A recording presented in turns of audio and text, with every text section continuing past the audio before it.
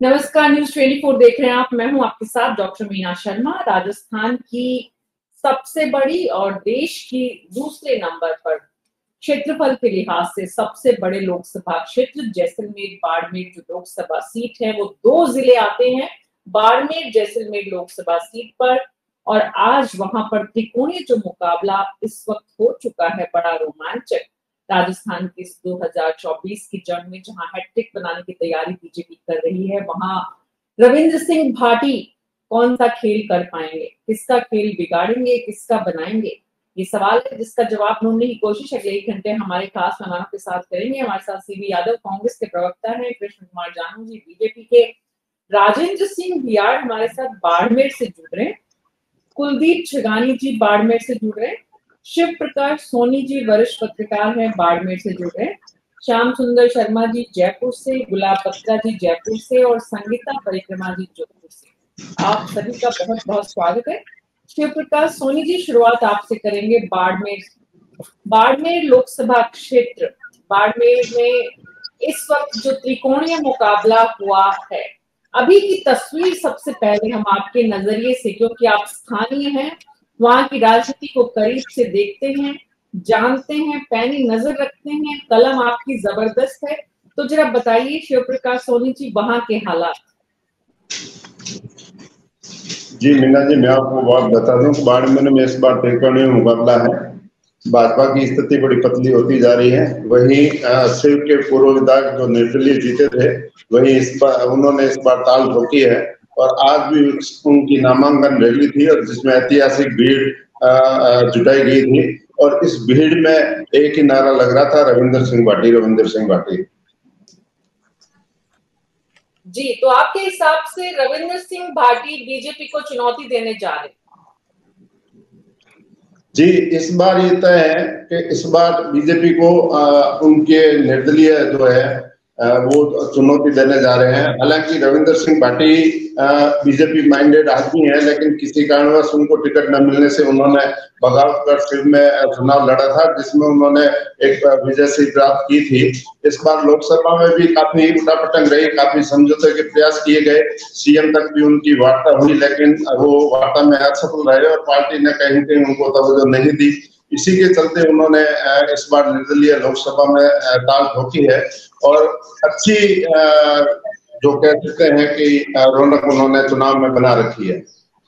तो माहौल दिलचस्प हो गया है, चुनावी माहौल वास्तव में जो होना चाहिए वैसा बन चुका है।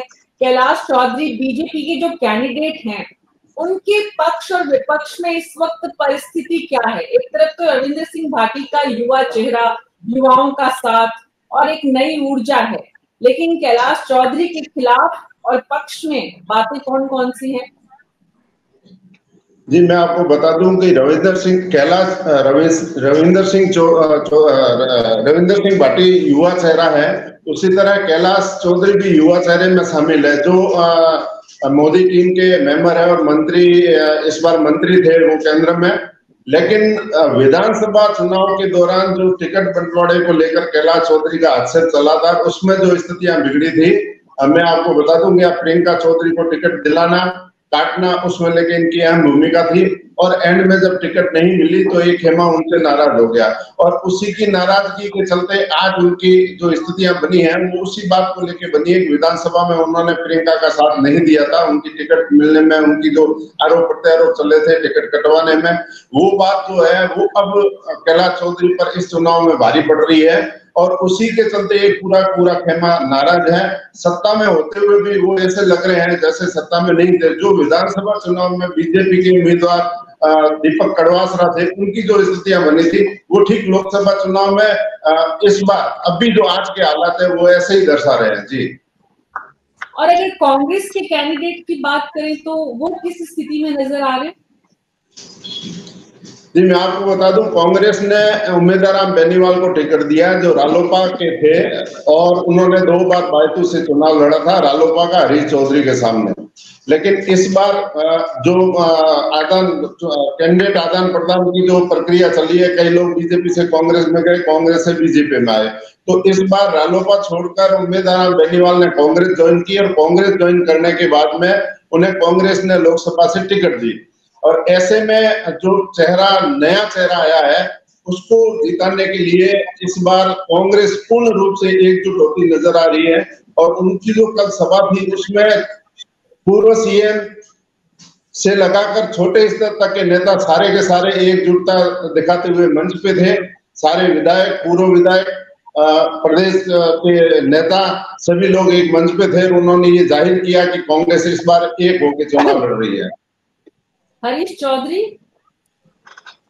जी, हरीश चौधरी बिल्कुल कल मंच पे थे और ये जो हरीश चौधरी के सामने रालोपा के समय चुनाव लड़ा था उसी को ध्यान में रखते हुए हरीश चौधरी की बहुत बड़ी योजना थी और हरीश चौधरी उसमें सक्सेस हुए हैं। हरीश चौधरी जी ने पार्टी को एकजुट करने के लिए जो कांग्रेस के सामने हमेशा चुनाव लड़ते थे उनसे सामंजस्य बिठाते हुए उन्हें कांग्रेस ज्वाइन करा दी और ज्वाइन कराने के बाद में उन्हें टिकट दिला दी। टिकट दिलाने के बाद में अब जी जान से उनके साथ में उनको जिताने में जुटे हैं। इसी का परिणाम है कि इस बार बाड़मेर जैसलमेर लोकसभा चुनाव की तस्वीर बदली सी नजर आती है। तो क्या बाड़मेर में रविंद्र सिंह भाटी जो जिस वोट बैंक में सेंध लगाएंगे उसका फायदा कांग्रेस को भी हो सकता है? जी, जहां तक फायदे की बात करते हैं तो इस बार जो रविंद्र सिंह भाटी के ताल ठोकने से युवाओं में जोश मिलने से और युवाओं में जो जोश और रविंद्र सिंह भाटी के समर्थकों ने एक दूसरे में माहौल बनाया है उसको देखते हुए इस बार लगता है कि बीजेपी कमजोर स्थिति में गई है। उसी का फायदा कांग्रेस को मिल रहा है। अब पूरी फाइट जो आज की तारीख में नजर आ रही है, अभी जो वर्तमान स्थितियां हैं, वर्तमान चर्चा है और वर्तमान बीजेपी कैंडिडेट की स्थितियां हैं, उससे ये लगता है कि फाइट जो है वो आज रविंद्र सिंह भाटी निर्दलीय उम्मीदवार एवं कांग्रेस के बीच हो रही है। बीजेपी अभी पूरी तैयारी नहीं कर पाई है। कृष्ण कुमार जानू जी, बीजेपी फाइट में नहीं है बाड़मेर जैसलमेर में। मीना जी, एक नैरेटिव बनाया जा रहा है, ये नैरेटिव बनाया जा रहा है भारतीय जनता पार्टी बाड़मेर में फाइट नहीं है। जो प्रत्याशी पिछली बार विधानसभा का चुनाव हारा हुआ था, 3 लाख से अधिक वोटों से जीता है, जिसमें मोदी जी के मंत्रिमंडल में रहते हुए कोई दाग नहीं लगा, क्षेत्र में सतत संपर्क में रहा है, मंत्री के रूप में उसकी भूमिका ठीक रही है। निश्चित रूप से उस नैरेटिव की राजनीति जो वहां पर चलाने की कोशिश की जा रही है वो निर्भर करेगा कि वहां पर रविंद्र भाटी का ये जो भीड़ का तूफान है ये मतदाता के रूप में कन्वर्ट होगा या फिर ये जो तात्कालिक आक्रोश है उसका प्रकटीकरण है। क्योंकि यहां पर रविंद्र भाटी अगर जीत भी जाते हैं तो क्या कर पाएंगे? राजस्थान में भाजपा की सरकार है, दिल्ली में मोदी की सरकार आने वाली है। उस स्थिति में रविंद्र भाटी की बाड़मेर जैसलमेर के लिए भूमिका क्या बन पाएगी? वहां की जनता अभी डिसाइड करेगी। और वहां जिस प्रकार का फॉर्म भरने से पहले का ये जो हंगामा हुल्लड़ है इसे आप मतदाता के रूप में कन्वर्ट मत करिए। ये 18 से 25 साल से छोटी बीच की उम्र के जो लोग हैं उनका वो हंगामा है। ये छात्र राजनीति का इम्पैक्ट है। धरातल पर जिस प्रकार की राजनीति होगी और मतदाता जिस प्रकार राष्ट्र निर्माण के काम में जुटेगा, उस दृष्टि से मोदी को 25 सीट राजस्थान से मिले, इस मिशन में वहां भी भाजपा का कार्यकर्ता जुटेगा और रविंद्र सिंह भाटी और उसके साथ जुड़े लोग जो हैं वो तात्कालिक आक्रोश का प्रकटीकरण कर रहे हैं। वो वोट में कन्वर्ट होकर मतदान में बदलेगा, इसकी संभावनाएं बहुत खेल है। जानू जी, विधानसभा चुनाव में वोट में कन्वर्ट रविंद्र सिंह भाटी उस जोश युवा उत्साह को कर चुके हैं। अब लोकसभा का दायरा निश्चित रूप से बड़ा है और उस दायरे में वो अपनी कितनी जगह बना पाती है सवाल है। सीबी यादव जी, मैं आपके पास आऊंगी, लेकिन उससे पहले बाड़मेर से हमारे साथ 2 और साथी जुड़े हैं, राजेंद्र सिंह भियाड़ और कुलदीप छंगानी। राजेंद्र सिंह जी, मैं आपके पास आऊंगी, पहले कुलदीप छंगानी के पास जा रही हूँ। कुलदीप जी, संगीता जी भी जुड़ गई जोधपुर से, तो काफी दिलचस्प गर्मा गर्म बहस होने वाली है, सब तैयार हो जाए। तो कुलदीप जी, कांग्रेस और रविंद्र सिंह भाटी के बीच फाइट नजर आ रही है, पीछे बैठे। अगर बाड़मेर लोकसभा सीट की बात की जाए तो अभी दिल्ली की नजरें बाड़मेर लोकसभा सीट पर है और राजस्थान में अगर बात की जाए तो विधानसभा चुनाव में भी जो शिव विधानसभा सीट थी वो हॉट सीट बनी हुई थी। कारण था रविंद्र सिंह भाटी। और अब अगर लोकसभा चुनाव में बात की जा रही है तो लोकसभा चुनाव में भी शिव को हॉट सीट बनाया गया है। 2 दिन पहले ही मैं खबर पढ़ रहा था कि अमित शाह सिर्फ एक सीट को लेकर चिंतित है, वो है बाड़मेर सीट की। यहाँ से जो है फीडबैक नेगेटिव मिल रहा है। इसका कारण सीधा समझ में आ रहा है कि जो रविंदर सिंह ने टाल ठोकी है उससे सीधा का सीधा फायदा कांग्रेस को होता हुआ नजर आ रहा है, क्योंकि यहाँ पे मैं देख पा रहा हूँ कांग्रेस के साथ में बहुत जो कद्दावर नेता बाड़मेर के रहे, बाड़मेर और जैसलमेर दोनों ही क्षेत्रों में। जैसलमेर से बात की जाए तो रूपाराम मेघवाल जो कि मेघवाल समाज के अध्यक्ष है, बड़े नेता माने जाते हैं, वो कांग्रेस के साथ है। हरीश चौधरी जो कि बाड़मेर में सिर्फ बाड़मेर अगर 7 विधानसभा सीटों में बात की जाए तो 1 विधानसभा सीट कांग्रेस निकाल पाती है और वो है बायतू से हरीश चौधरी की। तो हरीश चौधरी का एक यहाँ बड़ा वर्चस्व माना जाता है, वो भी कांग्रेस के साथ है। ऐसे ही उम्मीदवार राम जी के साथ है। ऐसे ही अगर बात की जाए तो कांग्रेस के जितने बड़े लीडर यहाँ बाड़मेर में देखने को मिल रहे हैं वो सारे ही एक मंच पर साथ देखने को मिल रहे हैं। कल कांग्रेस के खेमे में जो उत्साह देखने को मिला है, इससे मुझे नजर आ रहा है कि ये सीट जो है कांग्रेस, अगर राजस्थान में बात की जाए तो जिन 2 सीटों में कांग्रेस डेंट मार पाएगी उसमें ये बाड़मेर सीट एक सीधी सीधी नजर आया। हालांकि रविंदर सिंह का भी आज जिस प्रकार से रैली में उत्साह देखा गया, जैसे युवा मतदाता उनके साथ में नजर आए, विशेष तौर पर देखें तो महिलाएं भी उनके साथ है। लेकिन यहाँ के अगर जातीय समीकरण को देखते हैं तो वो अभी कांग्रेस के पक्ष में जाता हुआ नजर आ रहा है। जी, तो एक तरफ जातीय समीकरण है, दूसरी तरफ पूर्व मंत्री हैं, मौजूदा मंत्री कहना चाहिए बल्कि पूर्व क्यों, और मौजूदा सांसद है, और तीसरी तरफ एक युवा चेहरा है। अब सवाल ये है राजेंद्र सिंह बिहार जी कि इस युवा चेहरे की इस लोकसभा क्षेत्र में, विधानसभा में अपनी जगह बनाना एक अलग बात है, पूरे लोकसभा क्षेत्र में रविंदर सिंह भाटी अपनी जगह बनाने में कामयाब हो पाएंगे? होंगे तो कैसे होंगे? क्या रोड मैप है उनके पास? कैसे वो पूरे लोकसभा क्षेत्र के लोगों को अपने साथ, क्योंकि जो सवाल यहाँ पर कृष्ण कुमार जानू जी ने उठाया है कि वो तो किसी भी दल के साथ नहीं, कहाँ जाएंगे, उनकी जगह कहाँ है? हालांकि वो मुख्यमंत्री से भी मिल लेते हैं, बीजेपी में शामिल भी हो जाते हैं, उसके बाद इंडिपेंडेंट चुनाव भी लड़ लेते हैं। बीजेपी की स्थिति भी देखिए बड़ी परेशानी वाली है, वाकई में सोचने वाली है। बहरहाल बात ये राजेंद्र सिंह बिहार जी कि ये जो रविंद्र सिंह भाटी हैं वो कितने लोक विधानसभाओं तक अपनी विधानसभा से बाहर लोकसभा क्षेत्र में आधार अपना बढ़ा पाएंगे, बना पाएंगे?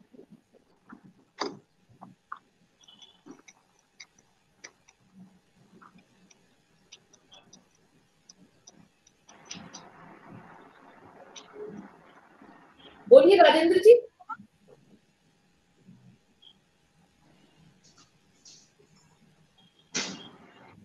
कुछ तकनीकी परेशानी से जूझ रहे हैं वो, पहली बार जुड़ रहे हैं शायद, इसलिए परेशानी हो रही है। वापस कनेक्ट करिए। तब तक मैं संगीता परिक्रमा जी आपके पास, संगीता शर्मा जी आपके पास आऊंगी। संगीता जी, जो सवाल मैंने राजेंद्र सिंह जी से पूछा था उसी का जवाब दीजिए प्लीज। मेरा सवाल ही था संगीता जी, आपका भी ऑडियो नहीं आ रहा है, आपको ऑडियो ऑन करना पड़ेगा। सवाल ही था कि रविंद्र सिंह भाटी विधानसभा के दायरे से निकलकर लोकसभा के दायरे तक अपनी जगह बना पाएंगे? मगर जो अभी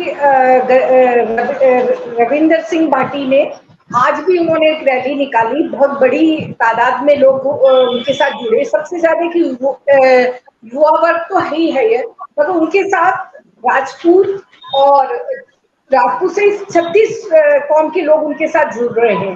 तो उनका जो शिव विधानसभा क्षेत्र से जो उनका क्रेज बाड़मेर जैसलमेर क्षेत्र में जो बढ़ा है तो वो इस चुनाव में दिख रहा है। मगर रही बात है कि वहां जीतने की बात तो मैं आपको थोड़ा सी तो बता दूं कि वहां पर वोटों के हिसाब से देखें तो सबसे ज्यादा मतदाता वहां पर जाट मतदाता है, और दूसरे नंबर पर आपके दलित हैं, और फिर है राजपूत वोटर्स हैं। तो उस हिसाब से अपन जो वोट है जाटों में बट रहे हैं। उम्मीदवार राम जी के वोट बट रहे, उम्मीदवार राम कांग्रेस के और कैलाश जी के बीच में वोट बट रहे हैं। मगर इस पूरे प्रकरण में अपन देखिए तो उमेदाराम ने कल जो रैली निकाली, वहां जो उनका नामांकन के समय जो उन्होंने रैली निकाली, तो उसमें काफी भीड़ थी और उनके साथ दलित और जाट वर्ग के लोग ज्यादा थे। मगर आज इनके साथ सब कौम के लोग हैं। इसमें सबसे बड़ी बात ये है कि बीजेपी के जो अमित शाह जोधपुर आए थे, उन्होंने कैलाश चौधरी की टिकट को लेकर नाराजगी जताई कि ये गलत टिकट दे दिया गया। उनको जो फीडबैक मिला मीटिंग में, तो उसके बाद उन्होंने कहा कि ये गलत टिकट दे दिया गया। और इस बीच में रविंदर सिंह भाटी को मनाने की पूरी कोशिशें हुई, तो वो शायद कोशिश नहीं हुई। अब अंदरूनी जिस तरह से पता लगा है कि अंदरूनी रविंदर सिंह भाटी को बीजेपी के नेता ही सपोर्ट कर रहे हैं, ताकि वो चुनाव जीत भी जाते हैं तो उनके पास वो उन्हीं के साथ वापस जुड़ सकते हैं, उसकी संभावना है। तो बीजेपी के अंदरूनी लोग भी कैलाश चौधरी के बजाय रविंदर सिंह भाटी के साथ जुड़ रहे हैं।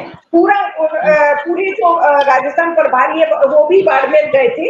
अभी 2 दिन उनकी पूरी मंथन वगैरह हुआ, तो भाटी तो नहीं माने, वापस फॉर्म लेने के लिए नहीं माने, नामांकन लेने के लिए। मगर अंदरूनी बीजेपी के नेता रविंदर सिंह भाटी को कर रहे हैं ताकि उमेदाराम यानी रविंदर भाटी के खड़े होने से उमेदाराम कहीं चुनाव नहीं जीत जाए। इसलिए बीजेपी अब अंदरूनी पूरी तरह से ताकत लगा रही है कि रविंदर भाटी, हमारा भी कैलाश चौधरी भले चुनाव नहीं जीत पाए, तो रविंदर भाटी चुनाव जीत जाए। ये अभी एक नई ताजा गणित चल रही है। बाड़मेर की मैं बात करूं तो बाड़मेर में, हाँ जी संगीता जी, इसका मतलब क्या कैलाश चौधरी को कहा गया कि वो नामांकन नहीं भरे? ऐसी भी अंदर खाने बातें हुई? नहीं, किसने? कैलाश चौधरी तो नामांकन भर दिया। नामांकन उन्होंने 30 मार्च को शायद भर दिया है, उन्होंने 30 मार्च को भर दिया था उन्होंने। मगर अब जो स्थिति बन रही है, आज भी रविंदर भाटी सबसे ज्यादा नुकसान बीजेपी को। पहली बात तो जो राजपूत वोटर जो वो बीजेपी का है। दूसरा कि बीजेपी के भी जो लोग हैं वो भी उनके साथ, कैलाश चौधरी के साथ नहीं है। तो नुकसान सीधा आज की वर्तमान हालत में देखें तो कैलाश चौधरी को नुकसान दिख रहा है। और रही बात है कि जैसलमेर और बाड़मेर और जैसलमेर सीट है, इसमें निर्दलीय 2 बार पहले चुनाव जीते हैं, भवानी सिंह और रघुनाथ सिंह, वो दोनों जैसलमेर राजघराने के थे, वो जीते। और अब जो कोई चुनाव जीतेगा तीसरा, तो वो रविंदर सिंह भाटी होगा। वैसे ऑल ओवर ये जो सीट है बाड़मेर जैसलमेर, इसमें अभी तक सिर्फ भाजपा 5 बार चुनाव जीती है। भैरव सिंह शेखावत जी यहाँ पर चुनाव हार चुके हैं, मगर कल्याण सिंह कालवी जनता दल से जीते हैं, और आपकी रामनिवास मिर्जा जी भी वहां चुनाव जीते हैं। और कर्नल सोनाराम 3 बार कांग्रेस से, 1 बार बीजेपी से चुनाव जीत चुके हैं। हरीश चौधरी, मेजर ये मानवेंद्र सिंह जी, ये जीते हैं चुनाव यहाँ इस सीट से। मतलब काफी रोमांचक मैच हो चुका है। सीधी यादव जी, आपके लिए बड़ा अच्छा सुनने को मिल रहा है सब जगह से कांग्रेस पार्टी के लिए, चाहे वो त्रिकोणीय मुकाबला होने की वजह से हो, चाहे वो बीजेपी का गलत कैंडिडेट का चॉइस होने की वजह से हो, चाहे वो अब गलत चॉइस को करेक्ट करने के लिए दूसरा कैंडिडेट उतारने की अप्रत्यक्ष रूप से इनडायरेक्टली सपोर्ट करने की बात हो। तो सीधी यादव जी, ये ऐसी स्थिति में आपकी जो पार्टी है उसका जो अंदरूनी जितना भी गतिरोध है, जैसा कि यहाँ पर शिव सोनी जी बता रहे थे, कुलदीप जी बता रहे थे कि वहां पर कांग्रेस पार्टी कम से कम हरीश चौधरी एकजुटता दिखाने की कोशिश, एकजुटता लाने की कोशिश कर रहे हैं। इस बात का फायदा कांग्रेस पार्टी जैसलमेर बाड़मेर में खाता खोलने के नाम पर ले सकती है। मीना जी, मैं आपके साथ अलग अलग आप सीटों पे जो विश्लेषण कर रहे हैं, मुझे एक भी सीट ऐसी नहीं थी आपके साथ पैनल में बैठा हो जहां हमारे पैनलिस्ट कांग्रेस को कमजोर बता रहे हैं। और ये जब हम एक एक सीट पे आते हैं तो एक सही नैरेटिव भी सामने आता है।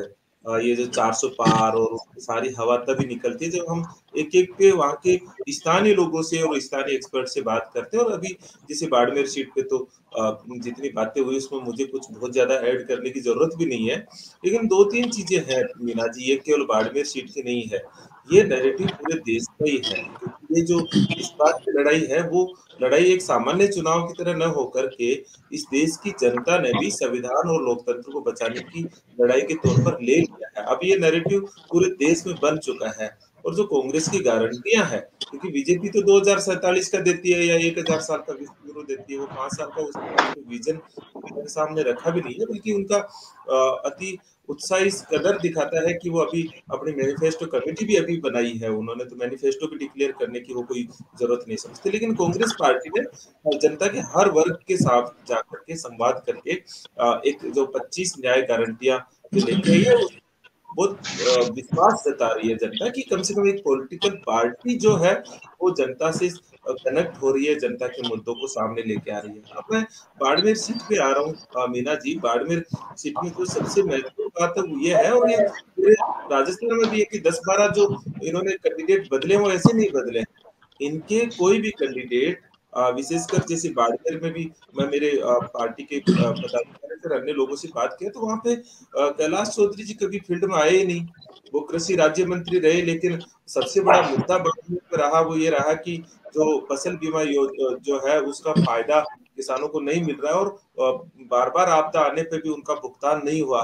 पिछले लोकसभा चुनाव में कैलाश चौधरी जी एक मोदी जैकेट लगा के और चुनाव में गए थे, केवल कि मैं मोदी जैकेट, वो काफी देश में भी रहा चर्चा का विषय कि कोई मुद्दा नहीं, मैं मोदी जैकेट पहन के जा रहा हूँ, कोई बड़ी चीज नहीं। और एक वादा उन्होंने जनता से पिछली बार किया, वो था कि बाड़मेर से कांडला पोर्ट तक एक सीधी रेलवे लाइन लेके जाएंगे।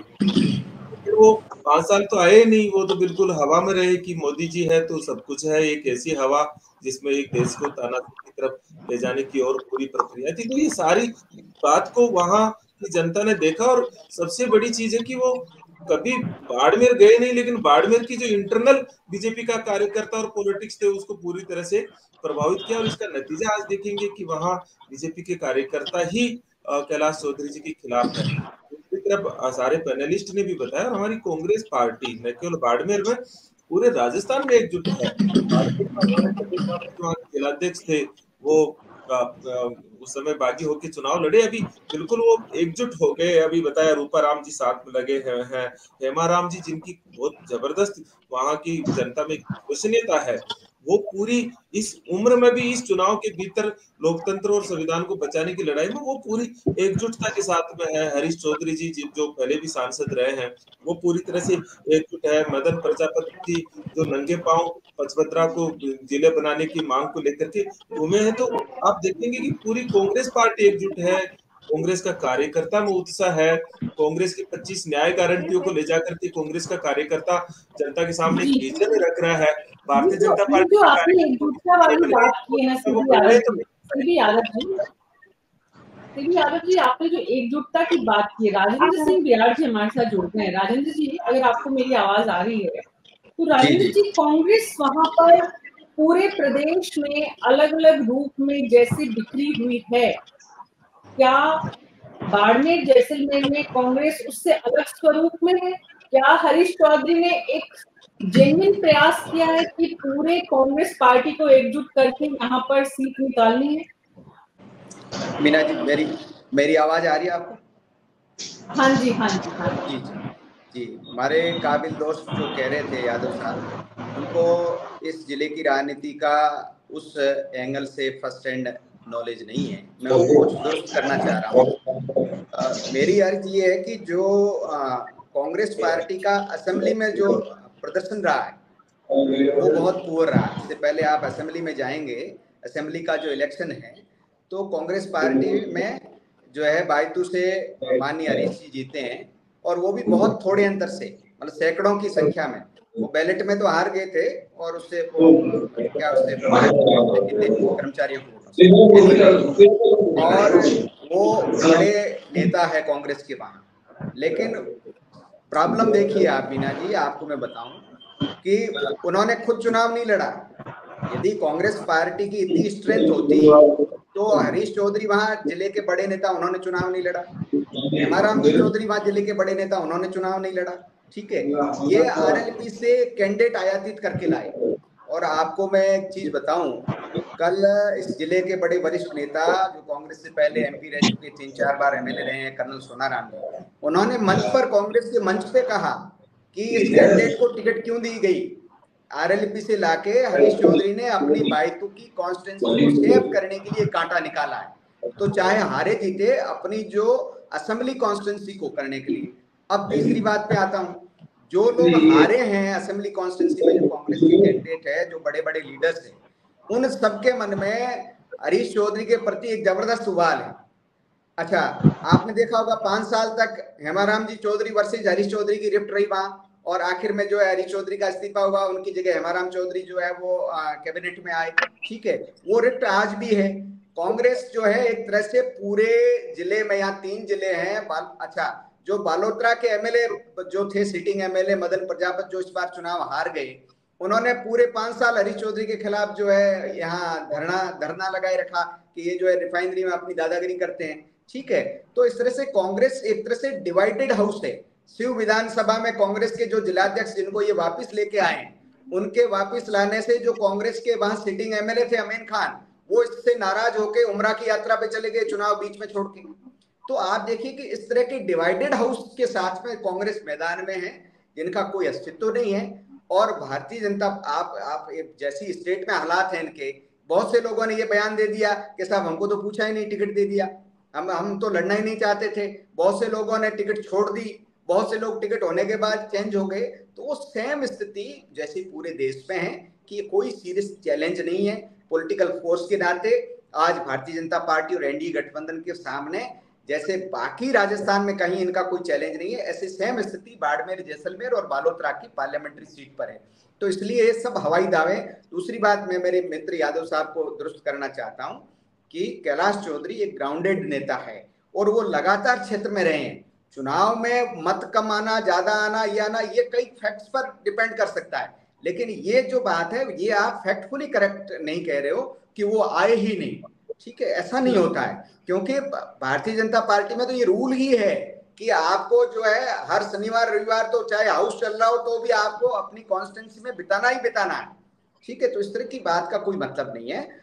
जो आपकी पार्टी की रीति नीति है उस पर, और जो नरेंद्र मोदी की रीति नीति है, भारतीय जनता पार्टी की रीति नीति है, उस पर, उन दोनों के कंपैरिजन में ये इलेक्शन हो रहा है। तो वो ठीक है, जनता कंपेयर करेगी, आपकी बात।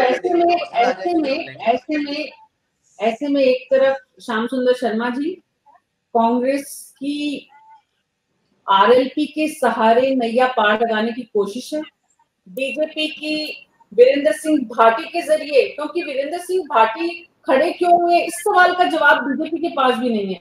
रविंद्र सिंह भाटी के साथ कोई भी बातचीत, क्योंकि रविंद्र सिंह भाटी कहां से आए, कहां पहुंचे, कैसे गए, उसके बाद वो चुनावी मैदान में कैसे उतर गए, इस सवाल का जवाब वहां के लोग भी सोच रहे होंगे, और अगर सोच रहे होंगे तो वोट देने जाएंगे उस दिन भी सोचेंगे।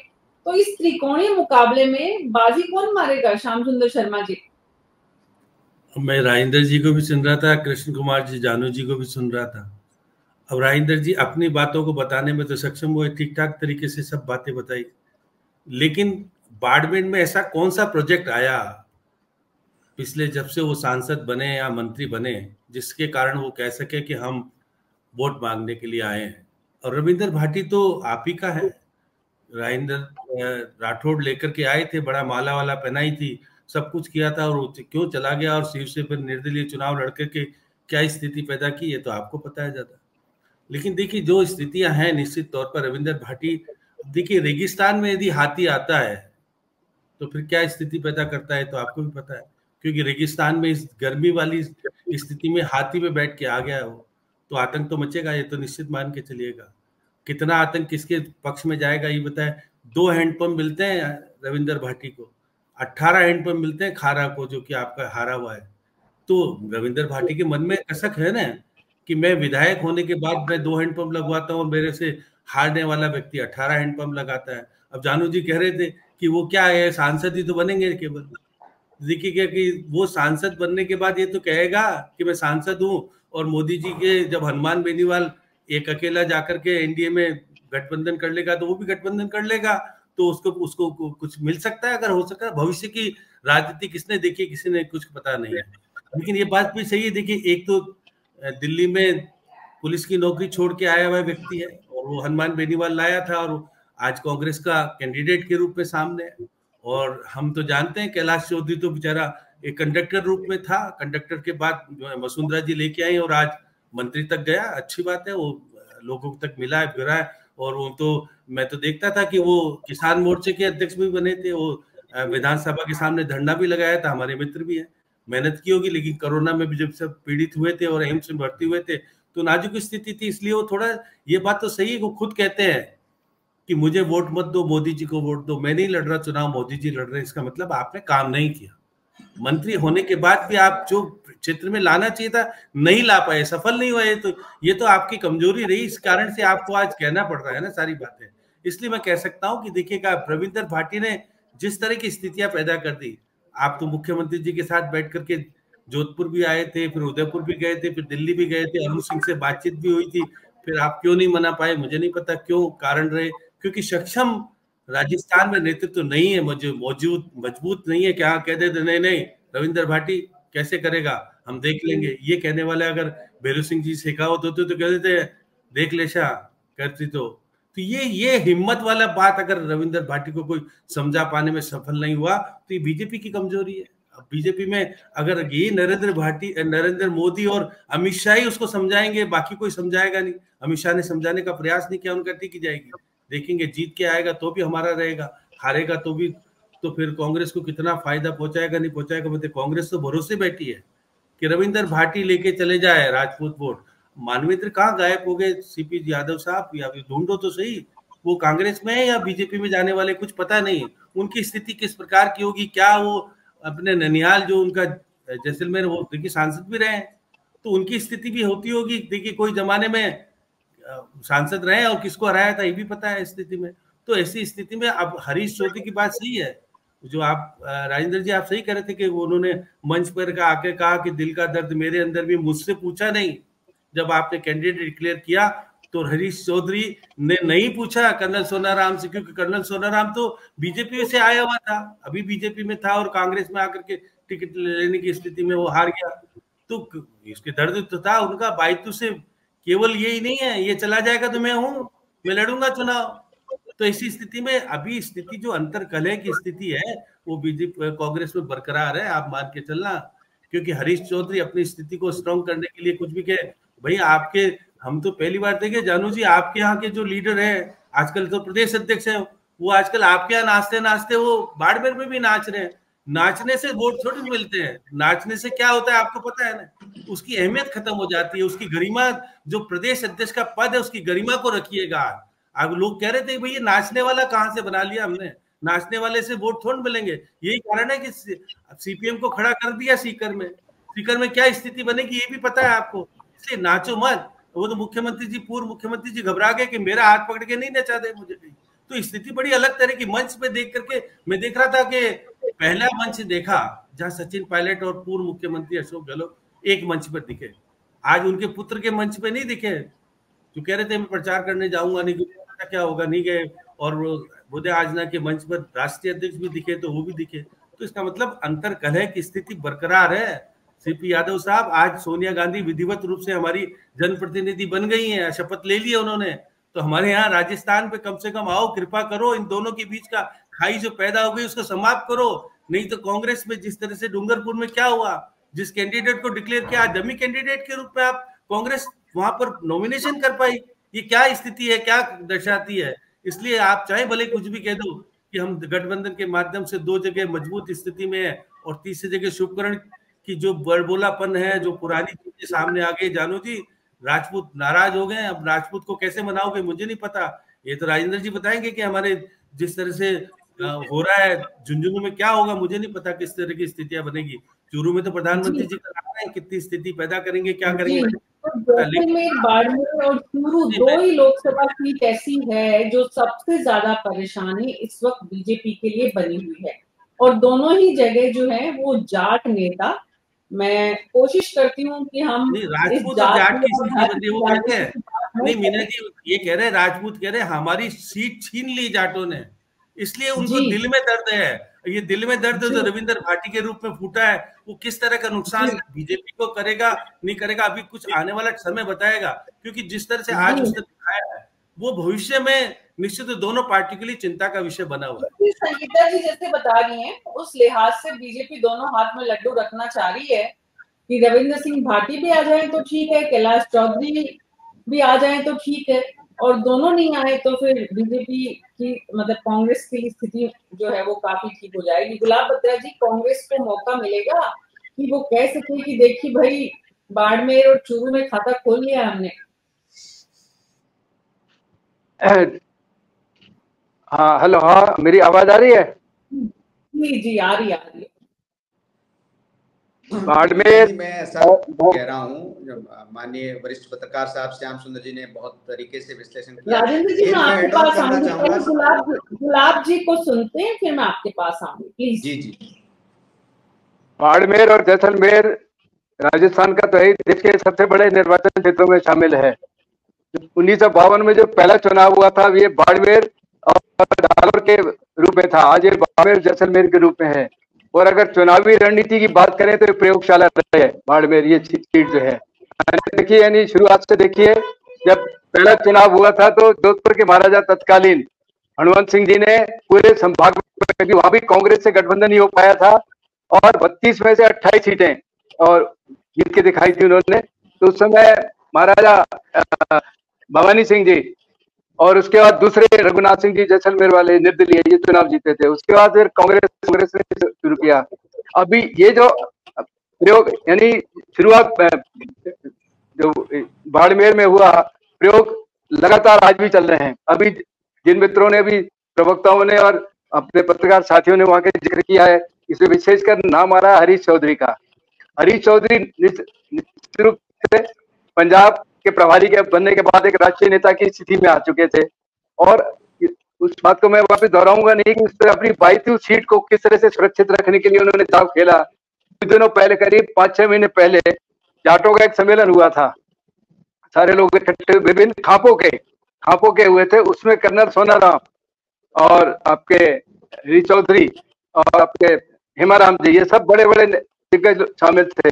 वहां बात हुई थी कि आगे किसको खड़ा किया जाए, किस तरह की बातें थी, लेकिन वहां क्लियर कुछ नहीं हुआ। लेकिन दिल का दर्द जो है कर्नल सोनाराम का भी था, और हेमाराम जी तो स्पष्ट रूप से मना किया था लगातार। हरीश चौधरी खुद चुनाव लड़ना नहीं चाहते थे। और जो बात आ रही है तो उम्मीदवार राम जी वाली, क्योंकि पिछली बार अभी सारा जिक्र हो चुका था कि 2 चुनाव आ चुके थे RLP के कैंडिडेट होते हुए। तो 22 सीट को सुरक्षित रखने के लिए और हरीश चौधरी का ये जो राजनीतिक दाव है, यानी प्रयोग, जो प्रयोगशाला का मैंने जिक्र किया, वो प्रयोग आज भी हो रहा है। उससे पहले प्रयोग हुआ था अमृत नाटा का, ध्यान हो, इमरजेंसी में उन्होंने किस्सा कुर्सी बनाया था। किस्सा कुर्सी के अमृत नाटा पाली जिले के, पाली जोधपुर रहने वाले थे, लेकिन वहां भी उनको ले जाकर के खड़ा किया गया। और शेखावटी के दिग्गज राजनेता भैरव सिंह शेखावत, उनको अमृत नाटा के सामने खड़ा किया गया, वो चुनाव हार गए। नागौर के रामनिवास मिर्जा, वो भी वहां चुनाव लड़ाया गया। कर्नल सोनाराम, नाथूराम मिर्जा ने जो आखिरी चुनाव लड़ा था 1996 में, जब अस्वस्थ थे, उस समय कर्नल सोनाराम के एक मित्र जो थे, वो उन्होंने बाड़मेर में कुछ इस तरह के सामाजिक कामों में कर्नल सोनाराम को सक्रिय दिखाते हुए उसकी काफी फोटोग्राफी और सारी तैयारी की थी। एक एल्बम बनाया था बहुत तगड़ा। उस एल्बम को और नाथूराम मिर्जा के खोगी, उन्होंने नाथूराम मिर्जा से परिचय कराया इनका।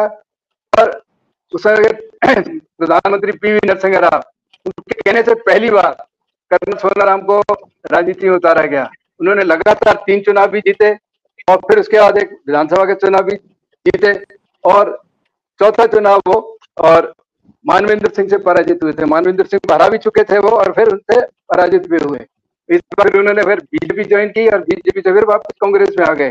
तो वहाँ प्रयोग दर प्रयोग जो है बाड़मेर में लगातार प्रयोग दर प्रयोग चल रहे हैं। और उसी स्थिति में अब बात आती है रविंद्र सिंह भाटी की। रविंद्र सिंह भाटी को अब जैसे अभी श्याम जी ने भी कहा कि उनको भाजपा ने मुख्यमंत्री के स्तर बहुत मनाने की कोशिश भी की गई, और उन्होंने शिव में निर्दलीय होकर के भाजपा के संगठन को चुनौती देते हुए चुनाव जीत के भी दिखा दिया।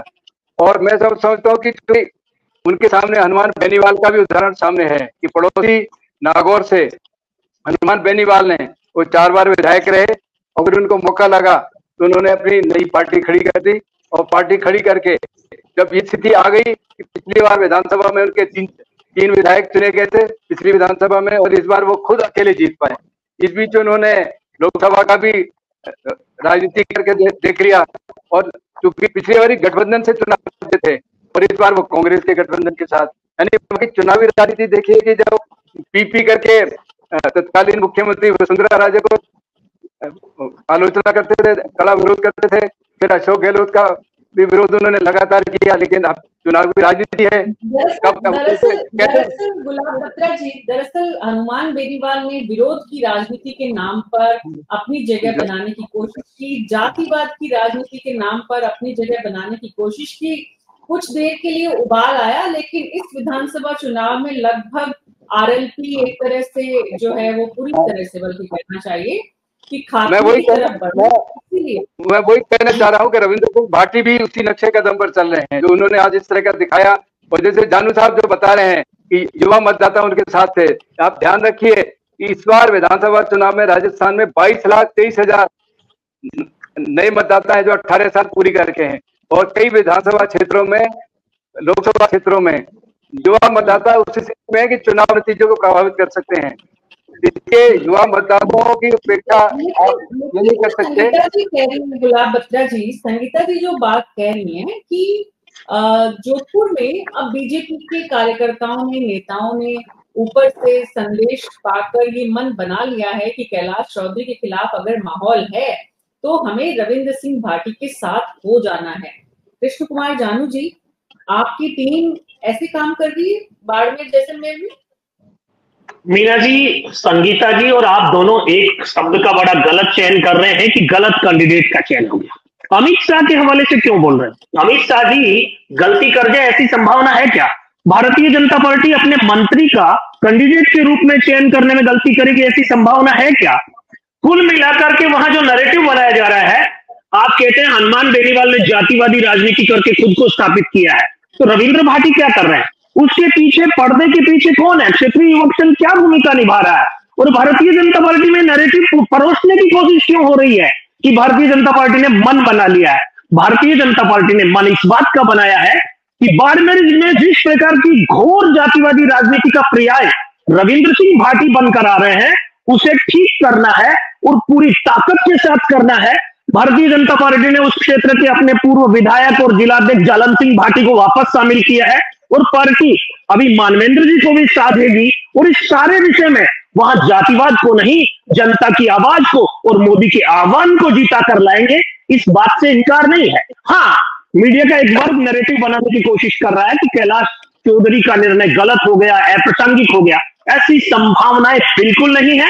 राजस्थान में कैलाश चौधरी को लेकर जितनी चर्चाएं होती रही हैं, उन सब में अगर कैलाश चौधरी के मामले में निर्णय में गलती होती और अमित शाह जी को पता नहीं चलता। कुल मिलाकर के संगीता जी और आपने जो एक नैरेटिव डिजाइन करने की कोशिश की है, उस नैरेटिव को भारतीय जनता पार्टी कदापि स्वीकार नहीं करेगी और वहां पूरी ताकत से चुनाव लड़ेंगे और जिस अंतर से पिछला चुनाव जीते थे उसी अंतर से ये चुनाव भी जीत कर आएंगे। अभी तो फार्म भरे हैं, देखते जाइए आगे आगे होता है क्या। आएगा तो मोदी ही, आएगा तो मोदी ही। कैलाश चौधरी आएंगे, कैसे आएंगे, सवाल ये है और इसका जवाब ये है आपका कि नैरेटिव बनाने की कोशिश डॉक्टर मीना शर्मा और संगीता जी कर रही हैं और इस नैरेटिव को सुना नहीं जाएगा। देखिए, आप देखिए, मतलब मीना जी इतनी अपेक्षाएं कर रहे हैं आप, एक तरफ आरोप। मीना जी एक बात, मीना जी आपकी चर्चा में एक बात समझ लीजिए, व्यक्ति दल से बड़ा नहीं होता और दल देश से बड़ा नहीं होता। जब राष्ट्र की अस्मिता का चुनाव है, उस सारे विषय में एक निर्दलीय व्यक्ति राजनीतिक दलों पर भारी हो जाएगा। राष्ट्र की अस्मिता के चुनाव में उसकी अस्मिता बड़ी हो जाएगी। इस नैरेटिव के साथ अगर मीडिया बोलेगा तो सवाल तो मीडिया पर भी उठेंगे। विधानसभा में क्या हुआ फिर जानू जी, आप बता दो। वो आपके दल से बड़ा हुआ नहीं हुआ? जीता ना विधानसभा का चुनाव? देखो, विधानसभा चुनाव के अपने समीकरण होते हैं और लोकसभा चुनाव के अपने समीकरण होते हैं। भारतीय जनता पार्टी 2018 में इसलिए जवाब दिया कि वो व्यक्ति बड़ा हुआ, विधायक बन गया। और आपकी पार्टी में ज्वाइन करने के बाद बन गया, आपको दिखाते हुए सीनाजोरी करके देखा मैं जीत के आया। कर रहा ना, उसके पर्दे के पीछे क्षेत्रीय युवक संघ की एक ताकत काम कर रही है। उस संगठन की ताकत पर इस विचारधारा को, इस नैरेटिव को बढ़ाया जा रहा है। मुझे सारी बात समझ में आ रही है श्याम सुंदर जी, लेकिन मीडिया के इस वर्ग को मैं ये आगाह करना चाहता हूं कि इस मंच पर बैठकर हम भाजपा के मिशन 25 को फेल करने के लिए कैलाश चौधरी को, जो केंद्रीय मंत्री हैं, मोदी जी के साथ लगातार 5 साल काम करते रहे, अप्रासंगिक घोषित कर रहे हैं। वहां की जनता में ऐसी कोई आवाज नहीं है। पर्टिकुलर आप और हम एक नैरेटिव बना करके अगर परोस रहे हैं। बीजेपी से कुछ जी, बीजेपी राजपूत नाराज है क्या आपकी पार्टी से? कुछ राजपूत देखो श्याम सुंदर जी, चिल्लाने से जोर से बोलने से नैरेटिव बदल जाता है क्या? मीना जी, जिसे आप चिल्लाना कहते हैं, निश्चित रूप से हो सकता है मेरा स्पीकर ज्यादा आवाज दे रहा होगा, लेकिन मैं एक बात जो बोल रहा हूं कि जिस प्रकार की विषय इशू पर हम चर्चा कर रहे हैं, ना तो बीजेपी से राजपूत नाराज है, ना बीजेपी से जाट नाराज है, और जिस प्रकार की अस्मिता के सवाल पर यह चुनाव है, वहां तो नाराजगी को भी सवाल ही नहीं है। दोनों जातियां देश के लिए काम कर रही हैं और हमारा दल देश के लिए राजनीति कर रहा है, किसी परिवार के लिए नहीं। इसलिए ये जो देश की अस्मिता का चुनाव है, देश के भविष्य को बदलने का चुनाव है, 2047 में मिशन को सफल करने का चुनाव है। यहाँ पर कैलाश चौधरी को अप्रासंगिक घोषित करने की कोशिश जो है वो एक प्रयास मात्र है, परिणाम उसकी तरफ नहीं आने वाला है। जीतेगा तो कैलाश चौधरी। वो सतीश पूनिया और राजेंद्र राठौर के भी कुछ कर लो। कृष्ण कुमार जानू जी, राजेंद्र राठौर और सतीश पूनिया का क्या होगा? दोनों को तो बेरोजगार कर ही दिया आपने।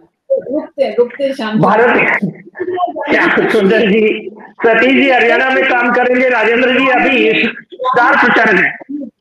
जानू जी, इतनी ही मजबूती से, इतनी ही बुलंदी से आप ये कह सकते हैं, आप ये यहाँ पर स्पष्ट कर सकते हैं पूरे पैनल के सामने, पूरे देश के सामने, प्रदेश के सामने, कि पार्टी को चुनाव के परिणाम जो भी हो आप बाहर ही रखेंगे? देखो मीना जी, किसी भी निर्दलीय को पार्टी में शामिल करने का ये जो परंपरा डाला, ये अशोक जी गहलोत ने डाला। भारतीय जनता पार्टी ने कौन से निर्दलियों को कब शामिल किया? और कृष्ण को विधानसभाएं होती है तो जरूरत होती है, कृष्ण को लोकसभा होती है तो जरूरत होती है। भारतीय जनता पार्टी पूर्ण बहुमत की तीसरी बार सरकार बना रही है, ऐसी कोई नौबत नहीं आने वाली। सारे सरकार चलाई थी, आप निर्दलियों के सारे सब कुछ हुआ था। बेरू सिंह जी का जमाना भूल गए आप राजनीति में नहीं होंगे। यही तो मैं कह रहा हूं कि अब ये मोदी युग है, माननीय भैरव सिंह जी का युग चला गया। यहाँ मोदी जी के कार्यकाल में जो दिल्ली की सरकार है वो पूर्ण बहुमत की पहली बार बनी मोदी जी के नेतृत्व में, दूसरी बार बनी मोदी जी के नेतृत्व में। हमने वो तो हनुमान बेनीवाल के टाइम में मैंने देख लिया, हनुमान बेनीवाल के एक व्यक्ति को लेने के लिए आपने एनडीए में शामिल किया था। मोदी जी तो अपने अलग तरह की राजनीति करते हैं, अब वो आपको बाद में मालूम पड़ेगा। नहीं, अभी बात कर रहे हैं ना कृष्ण कुमार जी, आपने मेरे सवाल का जवाब नहीं दिया। रविंद्र सिंह भाटी के चुनाव का परिणाम बाड़मेर, जैसलमेर का कुछ भी हो, वो आपकी आवाज बुलंदी उनके प्रति जो आज है वही रहेगी? निश्चित रूप से मीना जी निश्चित रूप से भारतीय जनता पार्टी में कौन शामिल होगा कौन नहीं होगा इसका विशेष अधिकार तो संसदीय दल के पास है, लेकिन जो आज की तारीख में संभावनाएं हैं उसमें उनके शामिल होने की संभावना नहीं है। बिल्कुल बिल्कुल, आपने बता दिया, अपना जवाब दे दिया। मुझे अच्छा लगा, आपने ईमानदारी से जवाब दिया। ये आपके अधिकार क्षेत्र का मुद्दा नहीं है, आपके अधिकार क्षेत्र का मुद्दा है पार्टी को प्रोटेक्ट करना और दूसरों को आरोप लगाना, फिर चाहे वो मीडिया हो चाहे वो विपक्ष हो। खुलकर एक ही भाषा में बात करते हैं आप। हाँ, कोई बात नहीं है। हमारा काम कृष्ण कुमार जानू जी नैरेटिव बनाना नहीं है, हमारा काम जनता के बीच तथ्यों को सामने लेकर आना है। जो कुछ हो रहा है वो बताना है जनता को, ताकि जनता समझ सके कि पर्दे के पीछे जो चीजें चल रही हैं उसमें और जो दिख रहा है उसमें फर्क क्या है। अब सवाल मीना जी राजेंद्र जी से पूछ लिए जमीन की हकीकत क्या है। राजेंद्र जी वहां की बता रहे थे, वहां के लोग ज्यादा अच्छे से बताएंगे आप, और हम तो जयपुर बैठे हैं। कुमार जानू जी, वहां से कुलदीप जी भी हैं, वहां से शिव प्रकाश सोनी जी भी हैं। आपकी मित्रता आपको खाली एक ही तरफ क्यों नजर आ रही है? मैं शिव प्रकाश सोनी जी के पास पहले जाऊंगी, उसके बाद जाऊंगी राजेंद्र जी आपके पास। शिव प्रकाश सोनी जी, जो आपने शुरुआत की जहां से इस बात में वो आगे रह जाएगी। यादव जी को बोलने देते हैं। हाँ, बोलिए सीपी यादव। मैं ज्यादा नहीं, एक बार जानू जी की बात पे थोड़ा सा कहना चाहूंगा कि 80% मीडिया इनके दो जो मित्र है अंबानी और अडानी जी, उनके कब्जे में है और वो हमारा विज्ञापन देने के लिए भी तैयार नहीं है। तो आप सोचिएगा कि 2-4% जो स्वतंत्र मीडिया है उससे भी अगर ये बौखला जाते हैं, उसको भी ये नैरेटिव बनाना कहते हैं, तो ये क्या काम कर रहे होंगे। आप सोचिएगा कि इनका काम क्या होगा। ये जो 400 पार का जो आपका नैरेटिव वाला होगा, वो आपके मित्र लोग किस तरह का एक तरह से इस देश को बर्बाद करने का काम कर रहे होंगे। आप तो 2-4% स्वतंत्र मीडिया से घबरा जाते हो। न्यायपालिका थोड़ा सा आपके खिलाफ डिसीजन क्या दे दिया आपने, हरीश साल्वे जी को लेकर के, चस्सो एडवोकेट को लेकर के चीफ जस्टिस ऑफ इंडिया पे दबाव बनाने चले गए। आप हल्की सी चीज से घबरा जाते हो। तानाशाह बनना चाह रहे हो तो थोड़ा तो साहस तो दिखाओ। ऐसे इतना भी क्या तानाशाही दिखाना कि जिसकी आत्मा ईडी और सीबीआई उन्हीं में निवास करे, गोदी मीडिया में निवास करे। थोड़ी सी तो साहस दिखाओ कि जनता पर भी तो विश्वास करो। यादव जी, गौरव वल्लभ का और संजय निरुपम का बयान सुन लो, बात समझ में आ जाएगी।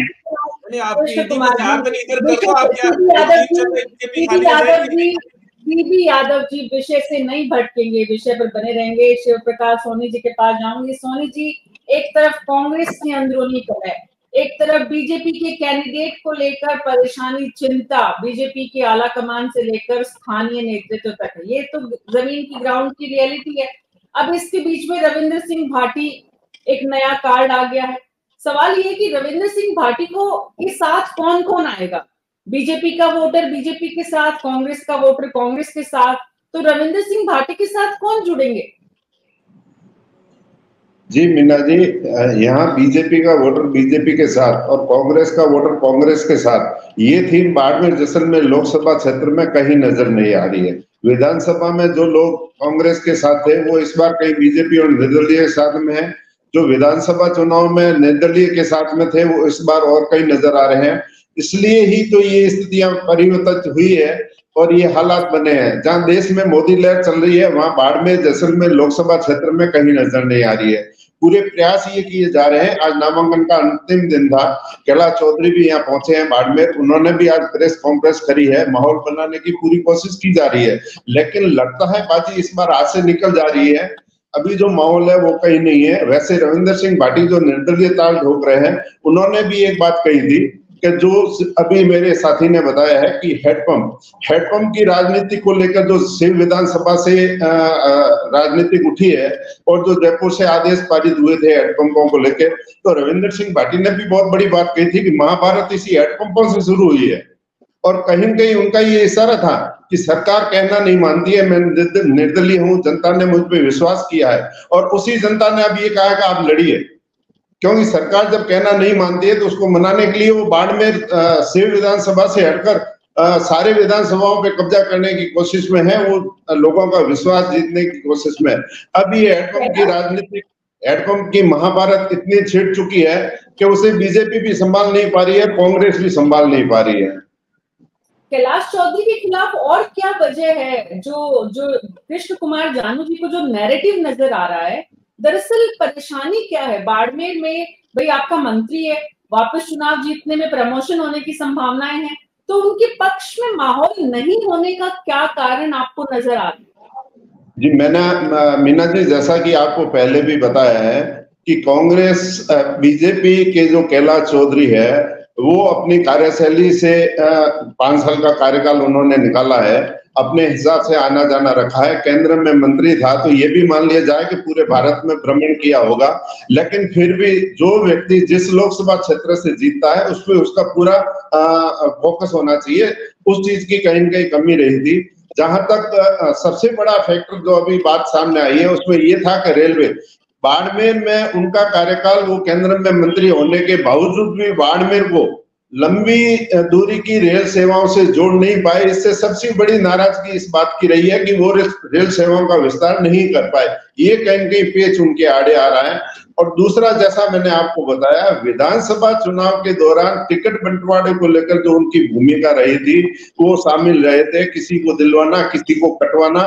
उस समय जो नाराजगियां हुई थी वो नाराजगियां भारी पड़ रही है। जैसा कि प्रियंका चौधरी की टिकट को लेकर उन्होंने स्टेटमेंट दिया था, प्रियंका चौधरी की टिकट को लेकर उन्होंने स्टेटमेंट दिया था, उनसे भी नाराज। दोबारा ये सवाल इसलिए पूछा कि कृष्ण कुमार जानू जी को कुछ कंफ्यूजन था। तो मैंने कहा उनका कंफ्यूजन दूर किया जाए। अब उनके मित्र राजेंद्र सिंह जी के पास चलते हैं। राजेंद्र सिंह जी, ये जो शिव प्रकाश सोनी जी जो बता रहे हैं, कुलदीप छंगानी जो बता रहे थे और आप जो बता रहे हैं, उसमें कोई विरोधाभास है? देखिए, शिव प्रकाश जी हमारे जिले के बहुत वरिष्ठ पत्रकार हैं, हम इनका बड़ा आदर सम्मान करते हैं। हम सदैव जो है इनसे चाय पे चर्चा करके और अपना राजनीतिक ज्ञान बढ़ाते रहते हैं। मैं कृष्ण कुमार जी की बात को ही आगे बढ़ाते हुए कहूँगा कि पॉलिटिकल पार्टियों में आप सबसे निवेदन है, आपसे भी और मुझसे, कि ऐसा कभी होता है कि पार्टी का आलाकमान ये कहे कि हमने गलत टिकट बांट दिया। आलाकमान ने तो टिकट दिया है और आलाकमान ही कह दे कि हमने टिकट गलत दिया है, अब अपन फला आदमी के साथ समर्थन में आ जाए, ऐसा कभी होता है? ये तो एक तरह से मतलब इस बात को मैं क्या कहूँ, ये मैच्योर बात नहीं कह सकते इस बात को। ऐसा कभी होता भी नहीं। कोई भी पॉलिटिकल पार्टी से मान लो कोई डिसीजन। मेरा सवाल ये था राजेंद्र सिंह जी, आपसे मेरा सवाल ये था कि शिव प्रकाश सोनी जी जो बोल रहे हैं उसमें कितनी उसमें कैलाश चौधरी की भी जितनी फैक्ट शीट उन्होंने रखी है, मैं उसी पे आ रहा हूँ। देखिए, आप एक सिटिंग एमपी कहीं भी होता है, कोई चाहे कोई पॉलिटिकल पार्टी का हो, मैं इसको पॉलिटिक्स पे मत जाइए, वो सिटिंग एमपी के रहते हुए मान लो टिकट वितरण होता है तो व्यक्ति की चॉइस और किसी एक व्यक्ति की एक जगह चॉइस होती है। अच्छा, जिस तरह से दिनों दिन पॉलिटिकल कंपटीशन बढ़ते जा रहे हैं, अलग अलग लोगों की अलग अलग महत्वाकांक्षाएं होती है, तो सब लोग खुश नहीं रह सकते एक व्यक्ति से। ये एक चैलेंज होता है पॉलिटिकल व्यक्ति के सामने, और कई बार उसमें कुछ लोग नाराज भी होते हैं। इसमें कोई ऐतराज की बात नहीं है, और ये केवल कैलाश चौधरी के ऊपर लागू नहीं होता। ठीक, मैंने आपसे पहले अर्ज की, जैसे हरीश चौधरी के प्रति आज पूरी हमारे जो मित्र है कांग्रेस के, वो हमारे से जब चाय पे मिलते यही कहते हैं कि साहब ये तो इस आदमी ने हमारे को बर्बाद कर दिया। तो मेरे कहने का मतलब है कि ये हर पॉलिटिकल पार्टी में छोटे मोटे डिसीजंस के कारण कुछ बात होती है, लेकिन जब जैसा कृष्ण कुमार जी कह रहे थे कि जब देश की अस्मिता का चुनाव हो रहा तो इस तरह के छोटे विषय जो है वो पीछे छूट जाते हैं। रहा विषय हेडपंप्स का, मैं आपको अर्ज कर रहा हूँ, हमारे कांग्रेस के काबिल मित्र भी यादव साहब बैठे हैं, मुझे आप बताइए, ये पार्टियों का एक अघोषित नियम बन गया कि जहां से भी आपकी पार्टी का प्रत्याशी हार जाता है तो 5 साल तक उसी जो हारे हुए कैंडिडेट को एज एमएलए ट्रीट करती है वो जो पॉलिटिकल पार्टी जो राज में। तो हमारा भारतीय जनता पार्टी का वहां जो भी कैंडिडेट हार गया वो उसकी डिजायर पे जो है नेचुरल सी बात है। अच्छा, अब आप आइए कि जब सीएम साहब ने इनसे बात कर ली और जब ये बात हो गई, कोई कामकाज की बात जब पॉलिटिकल शीर्षस्थ व्यक्ति होता है चीफ मिनिस्टर स्टेट के अंदर, और जब वो बात कर रहा है तो वो बात क्या उन्होंने की होगी, यही तो बात की होगी कि भाई अब जो भी है आपका जो भी इश्यूज है लोकल इश्यूज पे ध्यान रखेंगे।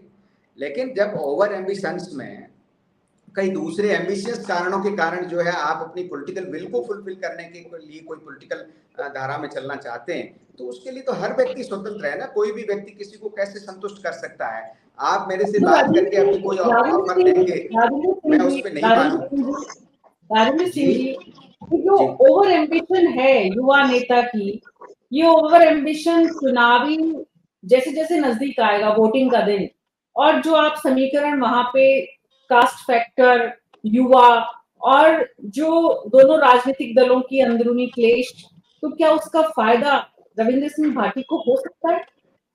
नहीं, देखिए आप इस मैंने कहा ना, अभी हमारे 8 में से 5 विधायक है भारतीय जनता पार्टी के पास में, और हमने इस सीट को पिछली बार कांग्रेस के पास 1 एमएलए है, ठीक है, और एक जो दो निर्दलीय जीते से 2 में से 1 हमारे पास में है, डॉक्टर प्रियंका चौधरी भारतीय जनता पार्टी के फोल्डर में है, ठीक है। और पिछला चुनाव जो है हमने अब तक के सबसे बड़े रिकॉर्ड से जीता है, इन्हीं कैलाश चौधरी ने 4.25 लाख मतों से इस सीट को जीता है, ठीक है। और जैसा कृष्ण कुमार जी कह रहे थे, हमें पूरा विश्वास है कि जो पिछला चुनाव यहाँ कांग्रेस से जो भारतीय जनता पार्टी से कांग्रेस का पार्ट बने थे और कांग्रेस ने उनके साथ 5 साल जो ट्रीटमेंट किया, तो उस ट्रीटमेंट से परेशान होकर के और मानवेंद्र सिंह जी भी जल्दी भारतीय जनता पार्टी के फोल्डर का पार्ट हो जाएंगे। तो भारतीय जनता पार्टी कहीं से भी जो है इस बैटल में कमजोर नहीं है, और ये फैसला जो है, ये फैसला जनता के मैदान में 25 तारीख को जब मतदान करने के लिए जनता जो है पोलिंग बूथ पे जाएगी तो उसके सामने एक ही नक्शा रहेगा कि उसको जो है भारतीय जनता पार्टी का जो बनता हुआ शासन है, आज कोई भी हमारे काबिल मित्र बैठे हैं यादव साहब, इनको भी आप सौगंध देके पूछ लीजिए अपने बच्चे की, इनको भरोसा है क्या कि देश के अंदर जो है कांग्रेस की सरकार बन रही है? पूरी जनता मानती है कि भाई सरकार में ये कहीं नजदीक में ही नहीं है। ऐसे ही बाड़मेर जैसलमेर की जनता भी पॉलिटिकली इलिटरेट नहीं है, वो सब जानती है कि सरकार किसकी बन रही है और सरकार के अंदर केंद्र की सरकार में भागीदारी का मतलब क्या होता है इस बॉर्डर क्षेत्र में डेवलपमेंट के लिए। रही बात डेवलपमेंटल स्कीम की, आप मुझे बताइए कि जो रेगुलर स्कीम्स होती है जिस पार्टी की सरकार होती है हमारे यहाँ, अच्छा जल जीवन मिशन का इतना बड़ा बजट आया हमारे यहाँ, पानी की यहाँ इस इलाके में बड़ी प्रॉब्लम है, आपको जान के हैरानी होगी और ये तो फैक्ट्स और फिगर है कि वो काम जो है 5 साल में अशोक गहलोत साहब की और जो रिफ्ट चली आपसी, इसमें वो जमीन पे ही नहीं उतरा। तो अब दोनों जगह डबल इंजन की सरकार आ गई है, दोनों जगह आपस में जो है कम्युनिकेशन गैप खत्म हो गया है, तो निश्चित तौर पर जो है विकास कई सारे जो योजनाएं हैं उनकी इम्प्लीमेंटिंग एजेंसी जो है स्टेट गवर्नमेंट होती है। तो वो जो रोड़ा है, ये जो बड़े मन न होने का अभाव होता है, आपसी जो है केंद्रीय मंत्री से उनका झगड़ा चलता रहा, ये चला। पहले जो है आप देखिए कि भैरव सिंह शेखावत का वरिष्ठ पत्रकार महोदय उल्लेख कर रहे थे, भैरव सिंह शेखावत के जमाने में कांग्रेस की सरकार होते हुए भी उन लोगों की लीडरशिप की स्किल इतनी बड़ी होती थी कि वो डेवलपमेंट की स्किल के बीच में तुच्छ राजनीति नहीं आने देते थे और वो योजना आयोग से जो है कई गुना योजनाएं सैंक्शन करवा के लाते थे, कांग्रेस की चीफ मिनिस्टर से भी ज्यादा। लेकिन आज की तारीख में इस तरह से कम्युनिकेशन गैप नहीं होने से गहलोत साहब की आपसी पॉलिटिक्स के कारण 5 साल हम सूखे गए, तो वो अभाव इस बार नहीं रहेगा। दोनों जगह डबल इंजन की सरकार। मैं आपके पास आ रही हूँ सीबी यादव जी बहुत देर से कुछ बोलना चाह रहे हैं। जी सीबी यादव जी, समय हो चुका है, लेकिन क्योंकि आप सब वरिष्ठ हैं और मैं राजेंद्र जी मैं पहले तो राजेंद्र जी की बात का इसका जवाब देना चाहूंगा। ये जिसके आंख के पट्टी बंधी हुई है ना मोदी जी को, उसको नहीं दिखता।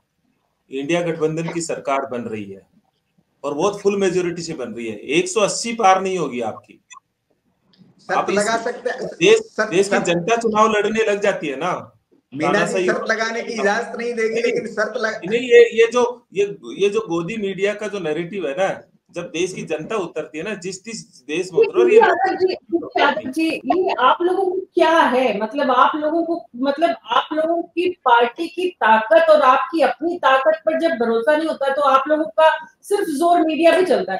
आप लोग अगर आपकी पार्टी में और चलता है, हम तो 80% नहीं उठाते।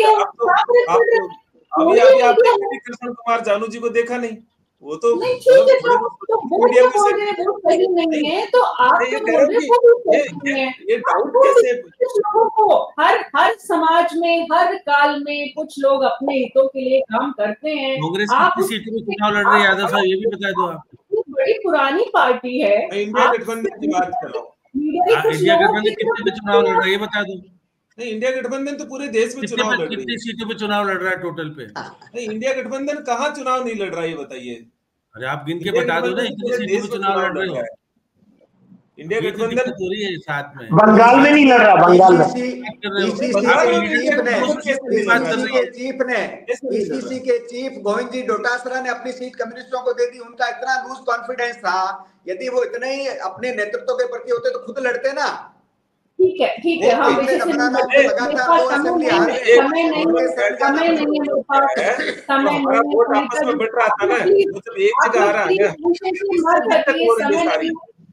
नहीं सीबी यादव जी, आप और जानू जी, आप प्लीज, मेरी आप लोगों से पर्सनल हम्बल रिक्वेस्ट है, आप बात पे मीडिया को कोसना बंद कर दीजिए।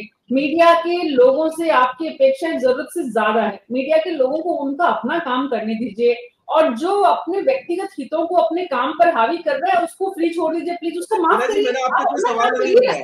आप अपना काम करिए ना ठीक से, आपको जरूरत ही नहीं रहेगी। आप बात पे क्यों मीडिया की तरफ देखते हैं, क्यों उन पे इतने डिपेंडेंट आप लोगों को डर लगता है। कभी सीबी यादव जी को डर लगता है, कभी कृष्ण कुमार जानू जी को डर लगता है, कभी लगता है कि मीना जी कर रही है, कभी लगता है। आप तो 3 जिलों वाला यमुना पानी की विस्तृत कर सकते हो जानकारी, आपको उसकी जानकारी बहुत अच्छी है। कभी मीना जी इस पे डिबेट कराओगे तो यादव साहब बता देंगे उसकी जानकारी बारीकी तरीके से। संगीता जी बहुत संक्षेप में, समय नहीं है और हमें दूसरा प्रोग्राम भी करना होता है। संगीता जी बहुत संक्षेप में, आपने जिस बात का जिक्र किया था, बीजेपी और जो वहां के बाड़मेर के लोग हैं वो इस बात से सहमत नहीं है कि रविंद्र सिंह भाटी को बीजेपी सपोर्ट कर रही है। ऐसे में अगर ऐसा नहीं होता है तो रविंद्र सिंह भाटी कहाँ स्टैंड कर रहे हैं चुनाव में? ऑडियो ऑन करिए प्लीज, ऑडियो ऑन करिए। आ रही आवाज मेरी? आ रही है आवाज? हाँ, आज की तारीख में जो मुकाबला है रविंदर सिंह भाटी और उमेदवार राम के बीच में ही है। और बात रही, मैं कृष्ण कुमार जी को बताना चाहती हूँ, हम उन जर्नलिस्ट में नहीं है जो कोई नैरेटिव पर किसी पार्टी के लिए या किसी उम्मीदवार के लिए नैरेटिव बनाए, हमारा काम नहीं है। और रही बात आप कह रहे हैं अमित शाह की जो बात है, ये बकायदा मीटिंग में नाराजगी जताई है और बकायदा अखबारों में छपा है, जोधपुर के अखबारों में आप पढ़ लीजिएगा, पूरा बकायदा छपा है कि अमित शाह ने नाराजगी जताई है कैलाश चौधरी को लेकर। और ये बिल्कुल हम अपनी तरफ से ये बात नहीं जोड़ रहे, ये आप अखबारों में पढ़ लीजिएगा, फिर आप ये किसी पर आरोप लगाएं। मीना जी और हमने कभी भी नैरेटिव बनाने वाली जर्नलिज्म नहीं की है। ये बस मीना जी यही बताना था। वो मीना जी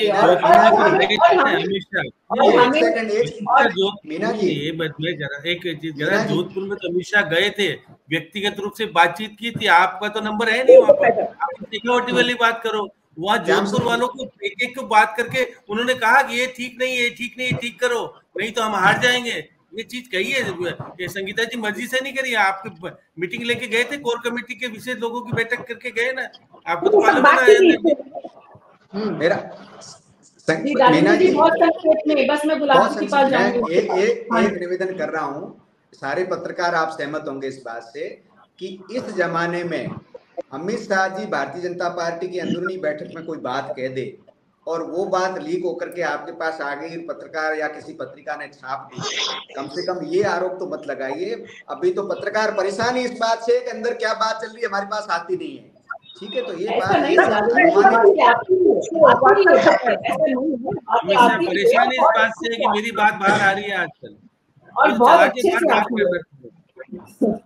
ऐसा नहीं है। और ऐसा भी नहीं है कि बीजेपी में सब बहुत सुखी हैं, बीजेपी में बहुत दुखी लोग हैं, बहुत घूट खून के उन्हें भी पीने पड़ते हैं, लेकिन आज उनके बस में नहीं है कि वो बाहर आके कुछ बोले, क्योंकि एक अनुशासन का बहुत अच्छा इस वक्त बीजेपी उदाहरण पेश कर रही है। उसके लिए बीजेपी की तारीफ होनी चाहिए कि जो भी हो पार्टी के भीतर परेशानी, लेकिन पार्टी उसको बहुत सीधे अच्छे तरीके से निकालने की कोशिश कर रही है। हालांकि उसमें कुछ उदाहरण, कुछ अपवाद हर जगह देखने को मिलते हैं। वो अपवाद चूरू में भी दिख रहा है, वो अपवाद किसी दूसरे रूप में यहाँ आपके बाड़मेर जैसलमेर में भी दिख रहा है।